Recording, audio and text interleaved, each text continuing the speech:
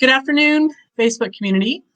We are here on the Osprey CPA Facebook page and YouTube channel, and I have Bryan Lichau with me today. Hello, Bryan. Hello, hello. How are you today? I'm good, and I'm Jennifer Noreen. I run an agency called Beyond Brand Collective, and we're helping Bryan get the word out about his services on Facebook and Instagram, a little bit on his website. So Bryan, we thought it would be timely to talk about tax savings strategies today. So everybody's facing the end of the year, and business owners like myself are just kind of scratching our head on how to prioritize what they need to get done. So what insights can you offer on that topic? Yeah. Well, thanks for having me, first of all, and Sure. I'm happy that you're happy to have your help and happy to be here. Really, yeah, like you mentioned, business owners especially have the biggest challenges and things when it comes to tax savings and reducing their tax liabilities, and they also have the most options, honestly. So if you're looking at business owners versus employees, for instance, business owners have a lot more vehicles available to them to be able to save in tax when they need to. So Mhm. there's really kind of two different approaches. There's two different ways to save tax. One is to defer it, which means just instead of paying tax this year, you just push it out, and we can talk about examples of that too as we get into it. But and then tax elimination essentially is okay. So it's an expense that we have for the business or something that reduces my overall taxable income. So and it's So not.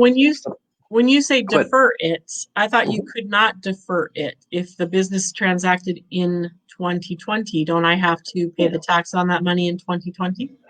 Yeah, definitely. So from in a general sense, yes, but there are strategies to things like retirement. So contributing the maximum to a 401k or something like that. Hmm. So if you put $19,000 into a 401k, Oh, right. you don't pay tax on it right now, um, and then when you withdraw those funds upon retirement, hopefully, that's when you will pay the income tax on it at that point. So you're essentially you got time value of money, and you're saving money now, and but you do have to pay that down the road at some point when you take those funds out of your retirement.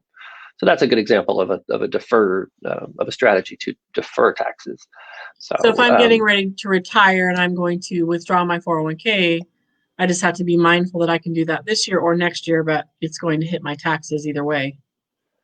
well, not withdraw from. So if you're contributing to a 401k, so you're Oh, putting gotcha. $19,000 into your 401k, that becomes less income that you have to pay tax on this year. Oh, I However, see. I'm sorry. yeah, Okay, I that's understand okay. now. No, Got you're it. good. No, that's all Well, I'm right. your No. typical customer, so my questions are real and sincere.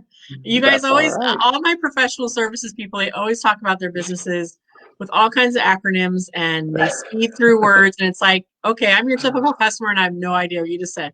So that's part of my role in these go lives is to Oh, ask you the perfect. questions that maybe other people out here are thinking about and wanting to ask you. Absolutely. So go ahead. More about Yeah. tax saving strategies. Yeah, I think for businesses, I mean, another strategy is if you have kids that potentially could do some work for you, or have model for pictures for your website, things like that. You can essentially pay your kids a salary, and that money essentially would, as long as it falls underneath the limits of what becomes taxable to them, it's a deduction for the business, and then if they don't Mm. have to pay tax on it, really, you're um, able to save tax there by creating an expense, paying your kids, and so that's more of a tax elimination strategy, not a deferred, because I mean, it's a deduction now, and you don't have to worry about it in the future. So So um, is that because kids can, I have a couple questions there. So is yeah, that because you can make up to a certain amount without paying tax on it? Like I correct. know, Yeah. okay. Yep. And then does that also have to do with the fact that they're under 18 or? Not as much, because with children, with your own children, the rules are a little bit different. So you can't actually um, um, have employees. So a child under 15 really can't be an employee without work permits and things like that. But Okay. with your own children, there's a little bit more flexibility there, and so you're able to most times you're able to pay them a salary as long as they're doing work for you or whatever the case may be. So Mm-hmm. yeah. And that Got it. also kind of leads into being able to put money away for them into an IRA potentially and saving for Sure. their future too. So yeah, Nice. Oh, I see what you're saying. Yeah. So yeah, they're doing work for the company. They're not having to pay tax, and you can take that money and set it aside for them. exactly. And Yeah. they learn how Right. to work. So there you go. Right. That's right.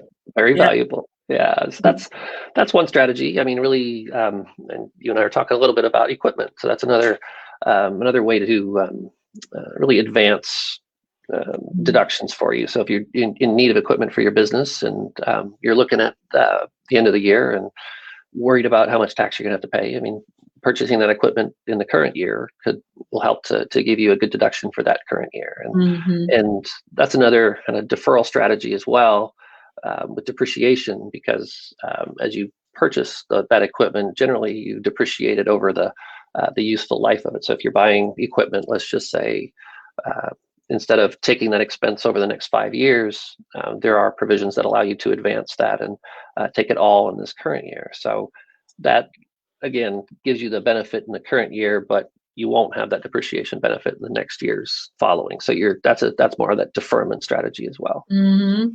Okay. So if you're Yeah. thinking you may need a deduction and you need equipment, Yeah. are there any things like that around employees or hiring contractors or anything like that that have to do with tax savings? Um, hiring employees, it's really labor is more of a okay, it's as you pay. Most customers that I work with are cash Mhm. basis, and so as you pay those expenses, that's when they become deductible. So it's a Mhm. little more difficult with like bringing on employees or contractors, things like that. However, I mean, setting up things like a benefits plan for your employees Mhm. that could help not only create deductions for you, but also make your employees happier and and keep your Mhm. improve your retention there of your employees. So Yeah, that's so helpful. I was thinking of that as well. So if we provide health insurance for our Mhm. contractor or employee, then that dollar spent is definitely deducted Correct. for Yeah. Yeah. ourselves and for our employees, right? Sometimes, so if there's an employee portion that they pay in, yeah, you can set it up as there's certain provisions you have to meet to set it Hmm. up as a pre-tax deduction. I think it's Hmm. section 125, but don't quote me. As a deduction that reduces their taxable income as well. So yeah, yeah, you got it. And then any portion that the company pays would be deductible for the Yep. company. So, yeah, Yeah. Okay. yeah. So 401k contributions, you Mhm. talked about having your children do work for you, Yeah, providing benefits. yeah, What else for definitely. us let's just for a small business owner, what are the other ones that obviously your donation receipts and gathering things that you've Yeah. donated or mhm, Yeah, I think one um, that gets overlooked often is how business owners, when we use our homes. I mean, we all, especially in today's oh, day and age, I we use our know. homes for Yep. business, and there are ways to be able to take advantage of that and set it up so you are getting a tax advantage of it. One way is Mhm. there are portions, the portion that you use for your home, you can, or of your home, sorry, that you use for business, got that backwards. You Mhm. can take that proportion of expenses around your house. So things like property tax, or if you're a renter, rent, any of those expenses. So if you have a 1,200 square foot home and 120 square feet is you use for business, then 10% of those can go towards your business. So, but another strategy also is to rent. Essentially, you're renting from yourself, renting that space. And so what would happen is the company would pay market rent for that space, and then you would have to claim the income on your personal return, but you get to deduct certain things that you wouldn't normally get to deduct under like regular home expenses like property tax and that you would normally get to deduct, but then you could also take things like the insurance and utilities, things like that against that as well. So it wouldn't be, so you'd get a deduction, but only a portion of that amount that you pay to yourself would end up being taxable on your personal side. I have never heard of that strategy. Yeah. I definitely am a spreadsheet person, and I create a spreadsheet of all the things, Mhm. the money I spent to maintain an office, Mhm. so internet and mobile phone and the office space itself. If it's a third of my home or Yep. 20% of my home, I can take 20% of my home costs. Exactly. But Yep. I've never heard of rent. So is it a better advantage to rent the space to yourself?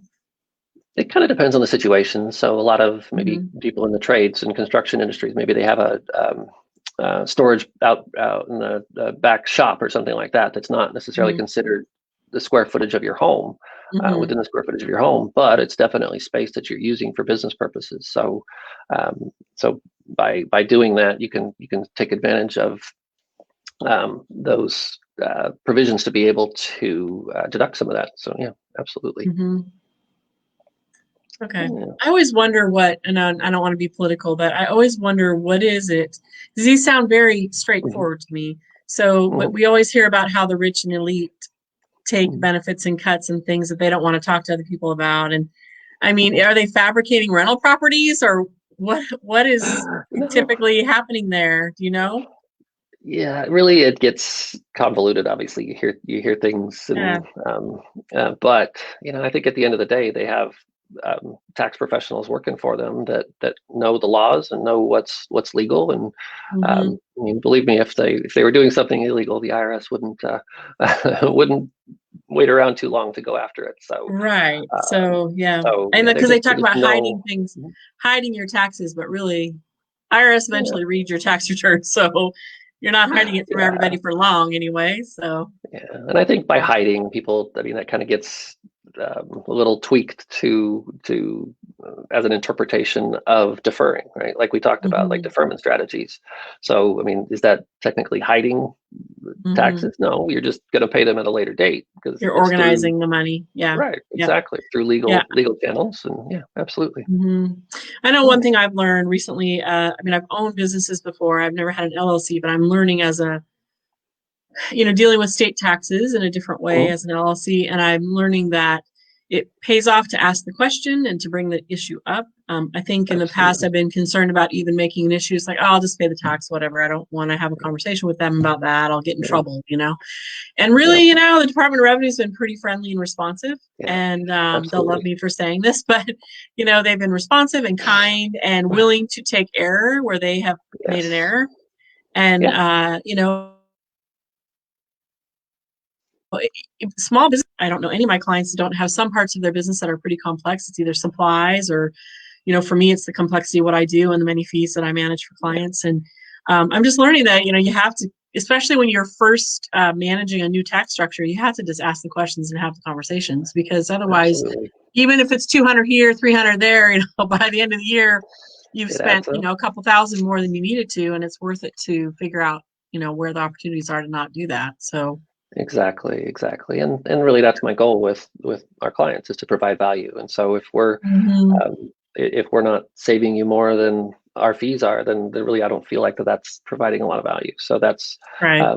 that's definitely something. So seeking out that help, like you said, ask those Mhm. questions and seek out the Yeah. help, and I mean that's really a good approach. And with the Department of Revenue, yeah, it's funny that, again, IRS, Department of Revenue, they get bad raps with how they They treat do. people sometimes. But Mhm. oftentimes, I mean, I deal with we deal with agents all the time, whether they're Department of Revenue or IRS, and if you're respectful and nice to them and get them responses to what they need, Mhm. then they're definitely like they return that. I mean, don't get me wrong, I've seen a couple of very spiteful agents, but that's okay, and that's going to happen anywhere. But Sure. yeah, for the most part, And if you're COVID's upfront been with tough. them, and yeah, Yeah. absolutely, yeah, COVID's been if tough for you're them. They're upfront and trying to honest, yeah, do yeah, their jobs at um, home. yeah, absolutely, Yeah. I think that but as a small business owner and others that I know, really we're trading our time for what we pay you, but we're trading our time right, out. So, like, if you can make more money, managing your business than figuring out yeah, a funky one-off tax question, it makes sense to pay someone like Bryan just to help you figure that out, who can answer it in about a fraction of the time. And yeah, I think that's why I finally decided to to work with someone. So it's just worth it. I also have a bookkeeper now, as you know, and that's been helpful too. Sometimes I'm like, oh, I don't want to meet. What are we going to talk about? But, there's always something you can talk to someone about, something going on in the structure of your business that just it's good, especially where it's around the numbers and revenue. It makes sense to talk to someone and get perspective. So definitely, it lets you focus on your own core competence, what you're good at, what you do best. Exactly. Yep. Yeah, nobody's good at all aspects, and I think that's why a lot of small businesses fail, because CEOs are trying to be good at every aspect, and it's absolutely. I have someone in my life who's an inventor and a business owner, and he's really good at inventing and innovating, and lets someone else do some of the operations part, and it's a good thing. So anyway, well, thanks, Bryan. It was good to speak with you. It's always good to see you, and good topic. I think very timely. I do want to wrap up talking about deadlines, because in some ways those are 4-letter words to business owners. But you talked about December 31st, March 15th, and April 15th. So can you talk about each of those? And they're coming up upon us. So yeah, absolutely. So really, you can only generally take deductions as you spend the money. So if you don't spend that by the end of the year, then it likely wouldn't be deductible until next year. So if there's things that you're planning on buying, and if there's supplies that you need or equipment like we talked about, then you want to make sure you do that before December 31st. And then March 15th rather, it's the corporate deadline, the company tax return deadline. And so that's for businesses and partnerships, S corporations, that are not single member LLCs. The deadline is March 15th, and then April 15th is the deadline for our personal taxes this year, including single member LLCs and sole proprietors. So I'm so sorry that I am COVID friendly and working at home, so my machine's going off. I hope you guys don't that's all right. I just wrote down the deadlines that you gave me. It's one of the fun things about this tool that I use is I'm able to update it, and I'm going to show those deadlines you just talked about. So 12/31 purchases, March 15th corporate deadline, and April 15th is when individual tax returns are due. So thanks, Bryan. We'll have to figure out a good time to speak again. We definitely want people to call you now rather than later. We're getting close to these deadlines. So if you think you're going to hire an accountant for your taxes, this is the time to call Bryan and have a conversation with him about it. I know from knowing Bryan over a year now that even if you don't do business with him, he's happy to give you advice. There's things that he knows off the top of his head that will take me about 5 hours research. So it's definitely paid off in spades to have a relationship with someone like Bryan. So thanks, Bryan. Anything else you want to wrap up tax saving strategies topic with? I don't think so. No, just wish everybody a Merry Christmas and Happy Holidays. For sure. Yes, and happy taxes. Happy tax days. For sure. All right. Thanks, Bryan. We'll talk again next month. Take care. Sounds good. All right. You too.